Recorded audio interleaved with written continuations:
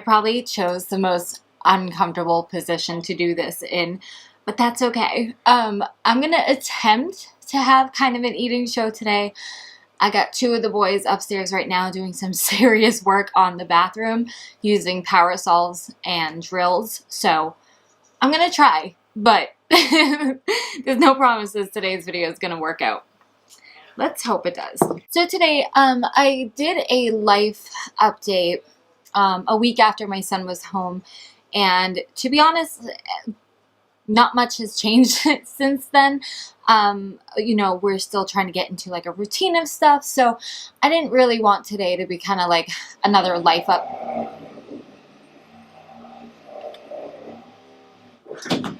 Oh, jeez. I didn't want... I'm just gonna start taking out my food. Sorry, Hunter is kind of stirring as well. Alright, let's try to eat while we can. Oh my gosh, an eating show through construction, guys. Gotta do what you gotta do, right? But this morning, Ella is off in school. Today is literally just a laid-back day. The only reason that I did my makeup is because I filmed a tutorial this morning. But today is just going to be a lot of editing and just staying at home with the baby. So I got DoorDash to bring me some breakfast. Let's see. I just got a bunch of sides. Oh, this looks yummy. This was like a baked cornbread. That looks really, really good. It smells really good. I got some home fries, which I'm going to get some ketchup for.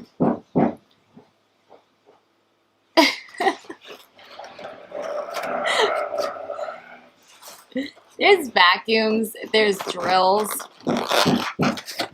and then holy pancakes. Is that all I got? Oh, and then baked beans as well.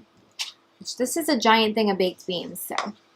Also, I do have an iced tea, but it's literally just because I didn't want to drink the last of my daughter's apple juice before I go grocery shopping tomorrow. So normally I would have an apple juice with breakfast or something, but again, I didn't want to drink it all on her. So let me go get some ketchup. Let me go get some pancakes, and then I'll start eating. So something interesting, when I went to go get this stuff, I was just thinking about stuff that I could talk to that isn't necessarily a life update. And there is something so big going around on YouTube right now.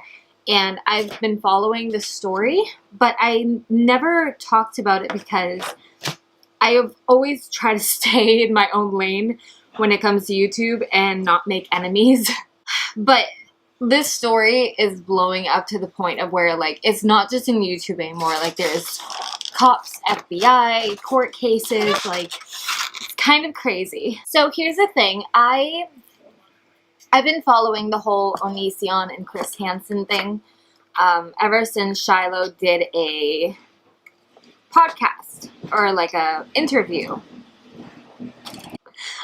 Okay, let's quickly say that I'm not going to be able to say everything I want to say in today's eating show with all the noise, and today's kind of like laid back. I don't want like a super dark video, but just to kind of give you guys like an idea of what I'm thinking, and then, you know, if you want me to do like another video where it's quiet, I'll talk more about this. But between Hunter stirring and the noise, I'm not going to be able to say very much. But if you guys don't know, I mean, there's so much to catch up on. So if you don't know the story between ONISION and Chris HANSEN, in a nutshell, ONISION is being called I don't want to say the word because I get demonetized all the time, but he's a preda.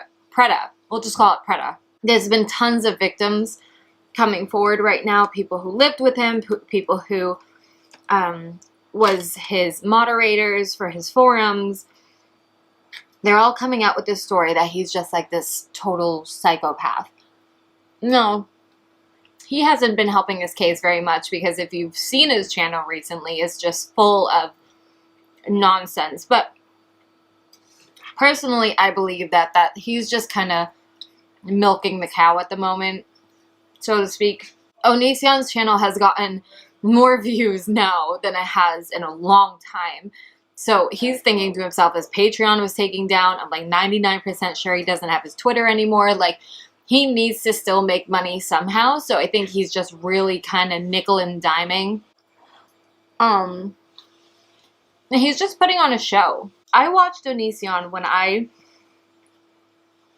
first got into YouTube. This was when Shane Dawson was doing like his Shane and Friends skit still.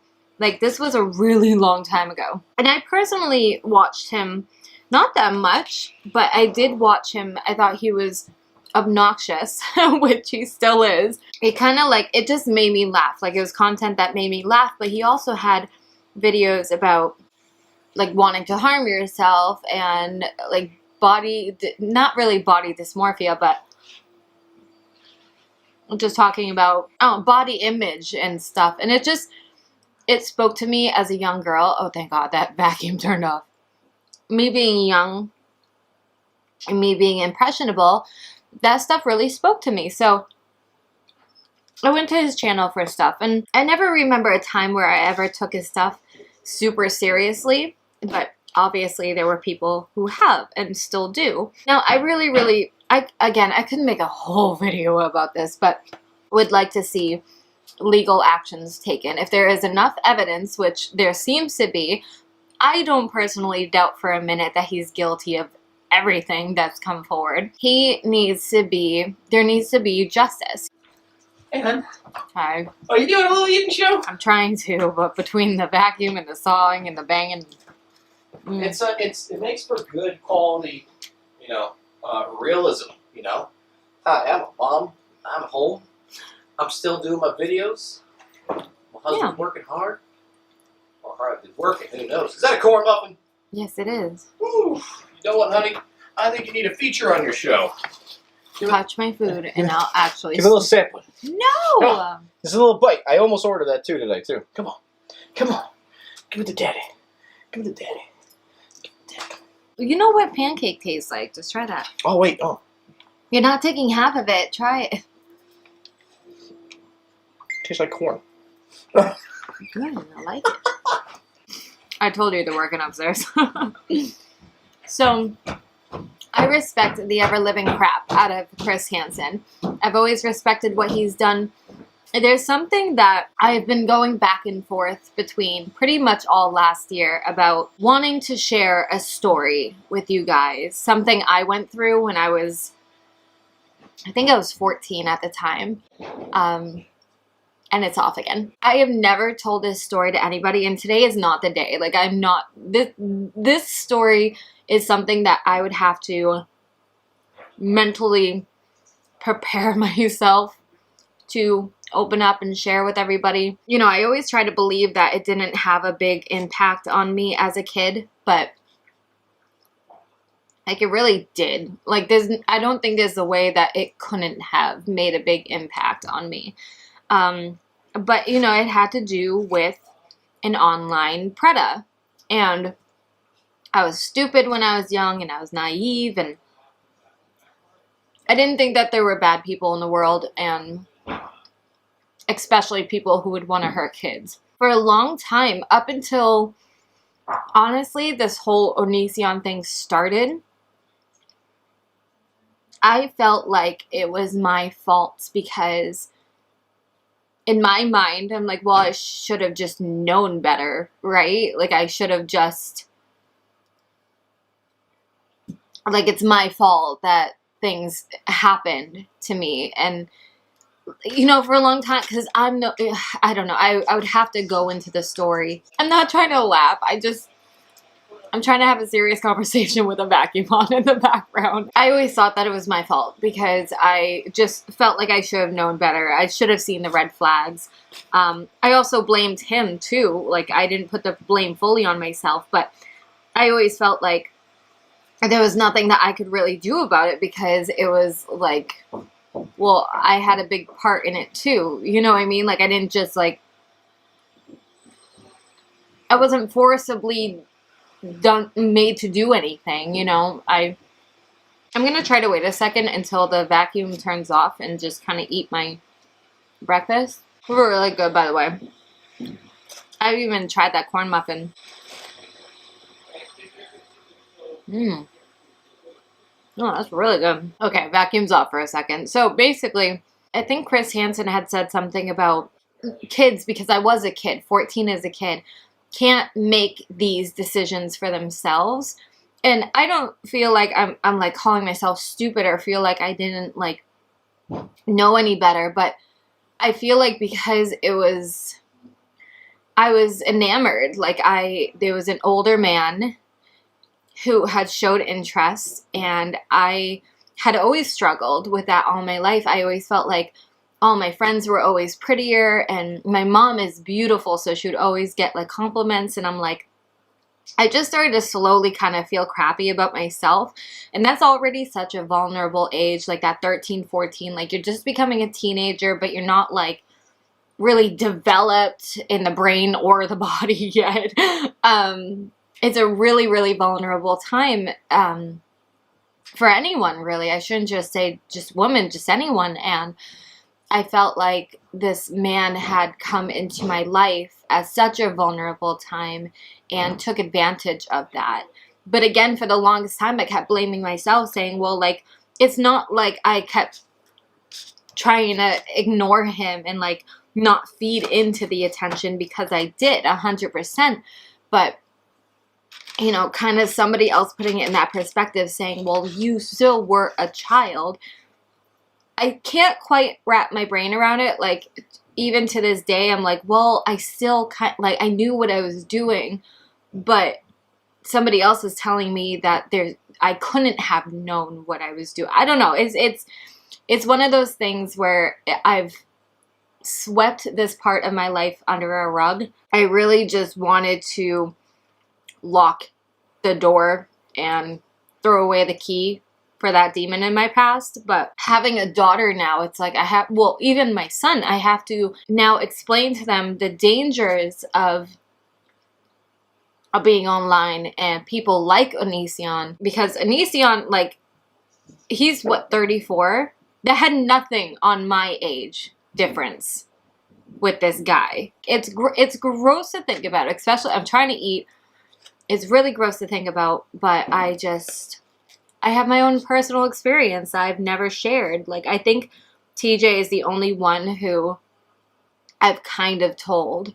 Obviously, that's changing after this video. I don't really want to be questioned about it, but like, if something has happened to me in the past and I've buried it, and clearly it still bugs me, you know, when I talk about it. It makes me feel uncomfortable and gross and violated.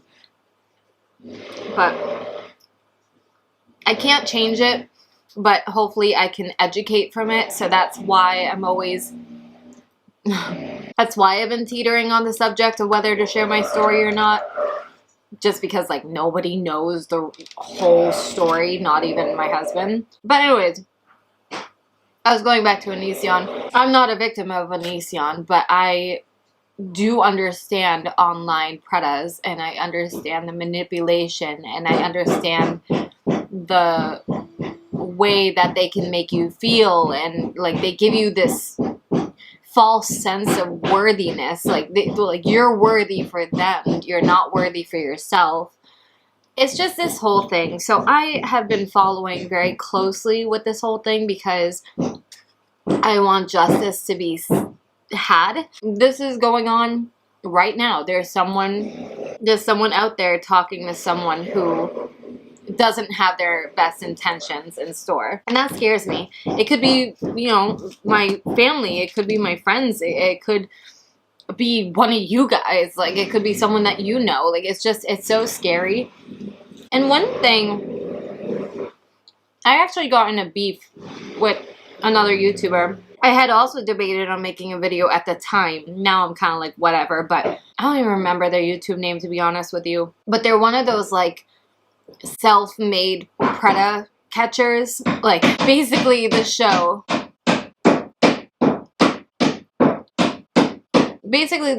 how to catch a preda with Chris Hansen, but like their own version of it here on YouTube. And I respect what they're trying to do. I was so turned off from this particular channel because they would set this whole thing up where they would make this Preda think that they were talking to like an underage girl or underage boy and feed into the conversation for a while so that the Preda would actually think like this is the person that they're talking to.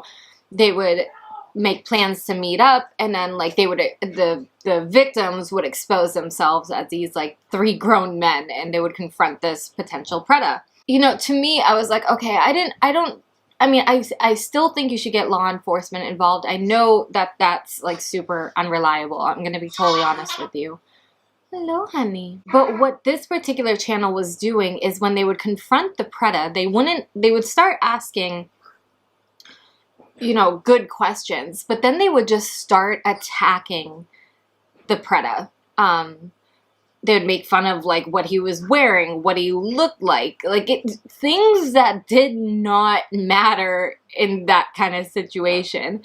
And I'm like, this is just stupid. Like, it was like high school bullying. I'm like, you're like trying to come off like you're dealing with such a sensitive topic, and then you come off like such a D-bag when you're like, oh, nice shoes, by the way. Or just like, that's not like something that they said, but just to give you guys an example of the kind of things that they would say to these Predas. And I'm like, this person is here to have sexual favors done to them by somebody who is 13 years old.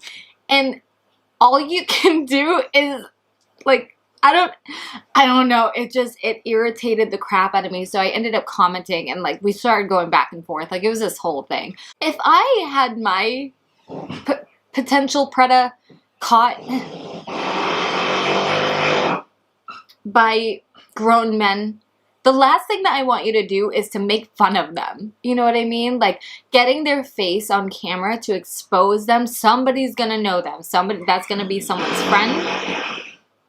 That's going to be someone's friend. That's going to be someone's family member. That's going to be someone's teacher. Hopefully not, but it does happen. That's going to be somebody's neighbor, somebody's delivery driver. Somebody is going to know who you're catching on camera. And I think that is enough. Like, the humiliation in itself is enough to start kind of like a snowball thing. I think these people still need to be brought to justice for sure, but these people running the channels are obviously not law enforcement. So there's really nothing that they can do besides exposing them, which again, I truly think is a great tool because it gets their face out there. And then again, it warns people in their community what they're doing. It is so wrong and it is so gross. You know, I feel like I have such a strong opinion about this, like not only because I am a mother of 2 young, beautiful children, but I had the same thing happen to me. And it can happen to anybody that you know, and it happens so quickly, and the people gain your trust, and it's manipulative, and it's just disgusting. And I just wasn't okay with these people treating it like, you know what it reminded me of? Like, you ever see in movies, I'm sorry, I like completely forgot about my food, but I'm like so engrossed in this conversation. Have you ever seen those movies where like there's a kid getting bullied, and there's like 3 or 4 jocks around him in a circle, and they're like pushing him like off to one another? So like this guy pushes him this way, and he pushes him that way, like all around in a circle. That's literally what this channel had reminded me of. I'm like, you guys are just like pushing him around. You're not actually taking this really, really, really seriously the way that it really needed to be. And I just, you know, there was one episode where I'm like, this is stupid. Like, the way that they're approaching this guy and asking him questions, like, it's so stupid. It's so high school. And then I continued watching it because it's a genuine interest of mine to see these Predas. I just kept like watching video after video of these people, and I noticed the same stupid thing. They would go and confront these people, do what they had to do, get them exposed, ask the right questions, make them feel so incredibly uncomfortable. And then, but then you just stopped there. They just kept going, and then the stupid insults would just come out, and it was just so unnecessary, and just, it really turned me off from that particular channel. But all I'm saying is that, you know, I really do respect the people who want to bring this to light. That is somebody's daughter or somebody's son who can become the victim. And I do like bringing light to the situation for sure, but I think it also needs to be done in a professional manner. So anyways, that was interesting. I am actually going to finish on my cornbread. It's delicious. All the food was really, really yummy today. The pancakes I'm probably not going to be able to save. They're gigantic, but the other stuff, I think they'll be fine. So I'm going to pack this stuff away. Thank you guys so much for hanging out with me today. I definitely did not see this video going in this direction, but it was on my heart and I felt like I needed to talk about it. So, you know, I know I'm probably going to, I might get questions about what happened to me specifically to share that story. Just if you ask me and I don't reply or I'm really unsure, just understand that it is my story and it's something that I have not shared to the people closest to me. So to share it online, I'm not sure if I'll ever do it. I don't know. At this very second, I don't know. Maybe one day. I think he's waking up. Maybe one day I'll have the courage to say my story. Okay, I think he's just making some noise, but I'm going to finish up here. You know, my specific Preda, I wouldn't even know how to, not that I would want to get in touch with him, but like just warn people about him. I don't know how I would do that. That was 16 years ago at this point. I think he lived in New York, I believe. Maybe not New York. I can't remember. It wasn't that far. But just be super careful, basically. And I love you guys so much. So if you enjoyed today's video, please go ahead, leave a thumbs up. And while you're down there, hit that subscribe button. And I'll see you guys in my next one. Bye!